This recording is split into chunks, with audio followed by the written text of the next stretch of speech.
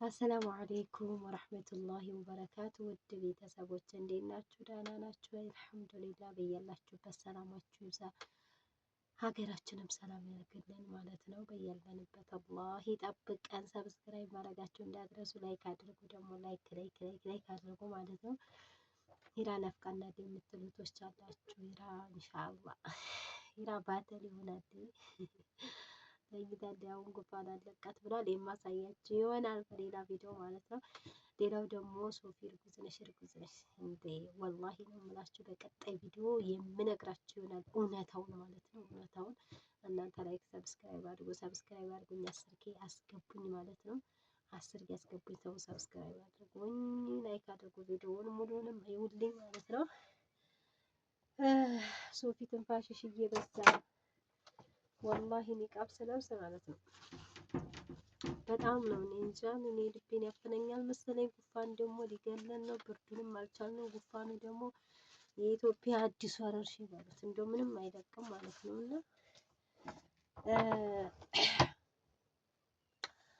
ስለዚህ ዛሬ ማለት ነው እህቴ በጠየቀች ኮሜንት ላይ በጠየቀችው ጥያቄ ነው ጥያቄዋን ለመመለስ ነው የመጣሁት ማለት ነው። እኔ 500 ሺህ ያለኝ ቦታ አለኝ ግን ቤት የለኝም ብላለች። የኔ ውድ ወላሂ ቤት ቢኖርሽ አሪፍ ነው ማለት እኛ ማለት ነው። አሁን እንደኔ ምክር ማለት አሁን ቆይተሽ እንደው እዛች ቦታ ላይ እንደው አንድ ክላስም ሆነ 2 ክላስ በዚሽ ቢያሻት በ500 ሺህ አቁመሽ ከዛን እንደገና መስሪያ ትንሽ ነገር አሁን ላይ ምንዛሬው ሀሪፍ ስለሆነ በነገራችን ላይ አሁን 1000 ሪያል ስንት ነው? ወደ 44 ነው ምናምን ሆኗል ብለዋል። እና የተወሰነ ብትሰሪ ለምን ቤት ከሌለሽ ተመልሰሽ የመሰደድሽ እንደው ምንም ጥርጥር የለውም። ተመልሶ የመሰደድ ምንም ጥርጥር የለሽም ማለት ነው። ለምን ኢትዮጵያ ላይ ታውቃላችሁ፣ በተለይ አማራ ክልል ኑሮ በጣም የሚጦዝብን ያው ጦርነት ሰላም ስለሌለ ነው ማለት ነው። እና ሰላም ስለሌለ አሁን ደግሞ ጁንታ ቤት ነው በአፋር ጦርነት ጀምሯል እየተባለ ነው። ታውቃላችሁ ሀገራችን ላይ ኑሮ በጣም የሚወደድብን ጦርነት ስላለ ነው። ስለዚህ እኔ ደግሞ የምልሽ እንደኔ ምክር ማለት ነው ቦታ ካለሽ ያችን 500 ሺህ ቤት ብታቆም ይባል። ለምን ብር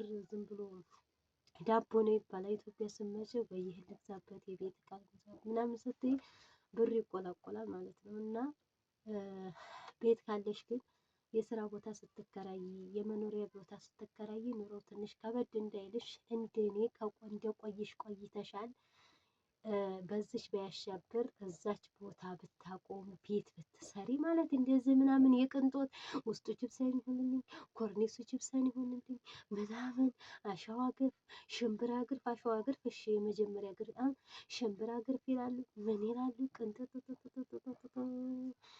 ምንድነው ካውያ ነው ብዙ ነው የሚሉት። ያንን ትተሽ ማለት ነው አንድ ግርፍሽን ግርፍ አድርገሽ የውስጥሽን የፕላስቲክ ኮርኒስሽን ድርግ አድርገሽ እንደው ቤት ካለሽ ኑሮ አይከብድሽ። ቤት ከሌለ ግን የሁለት ኪራይ ስትከፍይ ይህ እንደዛ ኑሮ ሲከብድሽ እንደገና ተመልሽ ስደት እንዳትዪ ማለት ነው። ለምን ብዙ እህቶች አሁን ተመልሰው ሁለተኛ ስደት የሚሉት በእርግጥ አሁን የመጦለብ ነው። አብዛኛው እኛ የመጦለብ ይባላል ማለት ነው። ለምን ሁሉን ነገር ይዘን ቤት ይዘን መስሪያ እያለን የምንሄድ እህቶች አለን። ሽንት ቤት ማጠብ ሱስ የሆነብን ማለት ነው። ስለዚህ እንደው እንደምንም ብለሽ እንደምንም ተጠናክረሽ ማለት ነው በዛች በያሻት ብር ማለት ነው በያሻት ብር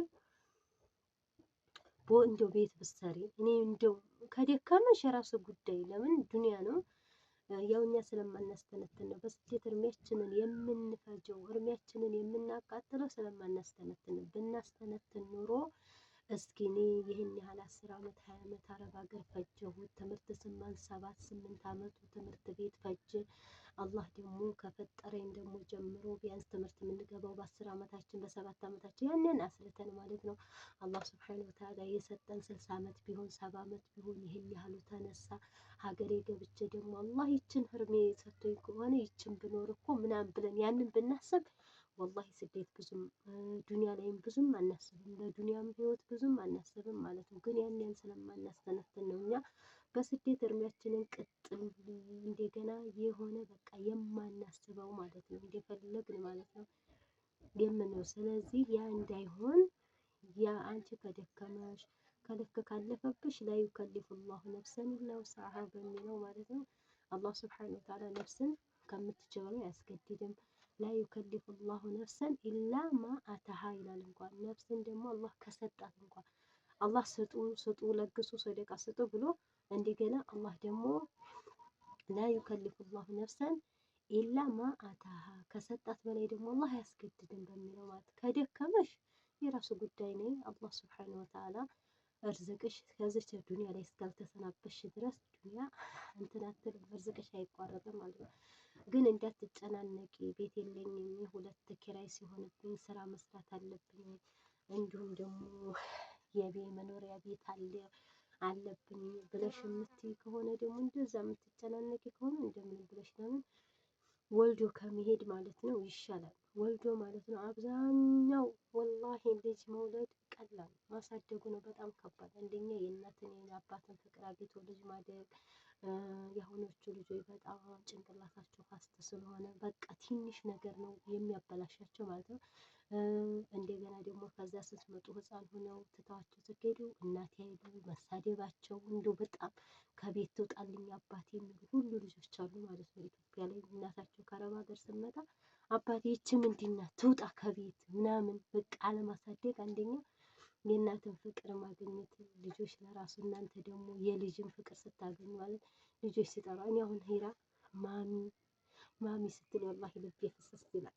እንንገራቸውና ወልዶ ከመለየት ታይ ወልዶ እንደምንም ብሎ የሆነ ችግርሽን ችለሽ ካላመመሽ የሆነ በቃ ትንሽ ቤትሽን ብትሰሪና አመት ወይ እንደዚህ የተወሰነ ብትሰሪ ደግሞ ብርሽን ካላባከንሽ ምን ካላልሽ መስሪያ ትይዣለሽም በቃ ዘና ብለሽ ትኖሪያለሽ ማለት ነው። ለዛ ነው ከደከመሽም ደግሞ ያው እንትን ብያለሁ ማለት ከደከመሽ ደግሞ ብታዩ ካልደከመሽ ደግሞ ይሄን ብትሰሪ ለአንቺ ያዋጣሻል ብዬ አስባለሁ።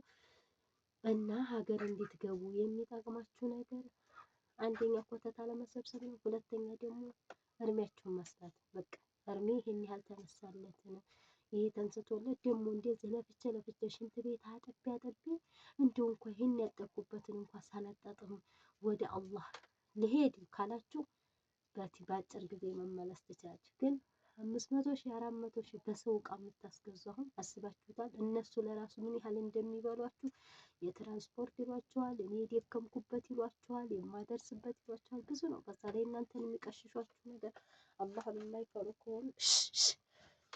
የማይፈሩ ከሆነ ብዙ የሚወስዱባችሁ ገንዘብ ይኖራል። አስቡት 500,000 400,000 እቃ አምጥፋት እኔ ስንት ደርዘን ቢላዋ ለራሱ አምጥቼ ማለት ነው ብዙ በሶስት አይነት ቢላዋ አምጥቼ የምጠቀመው ግን ኢትዮጵያን ምንም ዋፊው አይ እናንተ ከሰብስባችሁ ብልኩ እናትን ወላጆቻችሁ የእናንተን የጎረቤት መዛመጃ ወይም የቅሬ መተዳደሪያ ነው የሚያደርጉት የእናንተን እቃ ማለት ነው። እቃ የሚጠቅመው ኢትዮጵያ ላይ ፍሪጅ ለራሱ ብዙም አይደለም ገራችሁ። እቃ የሚጠቅመው ካላችሁ ላውንደሪ በቃ ጉልበታችን እዛ ዲክም ብሎ ዝርፍ ስንል ዛል ብሎ ልብስ ማጠብ ከሰውነት የሚያወጣን ማለት ነው። እኔ ምን ልሰራ አጥበዋለሁ ደግሞ ለኢትዮጵያ መብራት እያልኩ መጥቼ ማለት ነው። አሁን ልብስ ማጠብ ነው ፈጠቄን እየፈጀልኝ ያለው እና ላውንደሪ ብታመጡምም አይደለም እዚህ ብትገዙ ነው። ሌላው ኦቨን ብትገዙ በቃ ከዛ ውጭ ግን ዋጋ የለውም። ሌላው አንዷ እህቴ ደግሞ ተመዝግቤያለሁኝ 1 ሚሊዮን አለኝ ቤት አለኝ ለባሌ ባጃጅ ገዝቻለሁኝ። ማሻአላህ አንቺ አሁን በቂ ይዘሻል። አላህ ይባርክሽ፣ አላህ በረካ ያርግልሽ።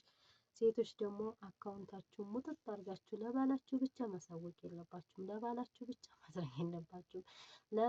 ለራሱ አካውንት ተቀማጭ ማድረግ አለባችሁ። እንደውም ሪያላችሁን ታማኝ ሐዋላ ካለ ታማኝ የምትተማመኑበት ካለ ሪያላችሁን እዛው አድርጋችሁ ብትመጡ ኑሮ የኢትዮጵያ ኑሮ በጨመረ ቁጥር እናንተ ብራችሁ እየጨመረላችሁ ይሄዳል ማለት። ብራችሁን ሁሉንም አታምጡ። የምታስቀምጡበት ሐዋላ ታማኝ ከሆነ ብራችሁን እዛው አድርጋችሁት ከመጣችሁ ኢትዮጵያ እናንተ በቸገራችሁ ቁጥር ኢትዮጵያ ትንሽ ስናመጡ እናንተ ትርፍ ታገኛላችሁ። የኢትዮጵያ ግን ብታስቀምጡት ዋጋ የለም። ማሚቶ ተነሳሽ እንዴ? እኔ ኬክ ስልኬን ይዘሽው መጣሽ። እሺ የኔማ ቃስና ጉንፋን ሊገላት ነው እና ይሄ ነው እና አላህ ይባርክልሽ። አንቺ ይበቃሻል፣ በቂ ነው፣ ከበቂ በላይ ነው። ማሻአላህ ተባረከ ረህማን ብያለሁኝ ማለት ነው። ሌላው እንግዲህ ሌላ የምትጠይቁ ጥያቄ ካላችሁ ጠይቁኝ። ነው ጎመን ላብላችሁ። ጎመን እንግዲህ እስኪ መብራትም የለም፣ መብራት ሄዷል። ጀምሬ ጎመን ለሄራ በሩዝ ልሰራ ጎመን አልበላ እያለች በጣም ተቸግሬ ማለት ነው። እስኪ በሩዝ አድርጌ ማሚ ልብስሽን አውልቂና ሽንትሽን ሽኒ ፍቅር የኔ ውድ እንዲያመልጥሽ ስልኩ ቀስ አድርገሽ ቁጭ አድርጊው። ሰየኔ ውድ ወንድ ያመልጥሽና እሺ የኔ ሽንትሽን ልብስሽን ውልቅ ላውልቅልሽ እና ጎመን እስኪ ደግሞ በሩዝ ሰርቼ ልሞክር። ቅጠሏን ቀንጥፌ እያልኩኝ ነው። እና ቤተሰብ መጠየቅ የምትፈልጉት ጥያቄ ካለ ጠይቁኝ እመልሳለሁ። ቪዲዮውን ሙሉውን አወልኝ ማለት ነው። ላይክ ማድረጋችሁንም እንዳትረሱ። አዲስ የሆናችሁ ደግሞ ሰብስክራይብ ማድረጋችሁንም እንዳትረሱ። ወደ 8 ልጓዝ ነው። 7800 ደርሻለሁ። 8000 ሊገባው ቢያንስ 200 ሰው ይቀረኛል እና በቀጣይ ቪዲዮ እስከምንገናኝ ድረስ ሰላም አለይኩም ወራህመቱላሂ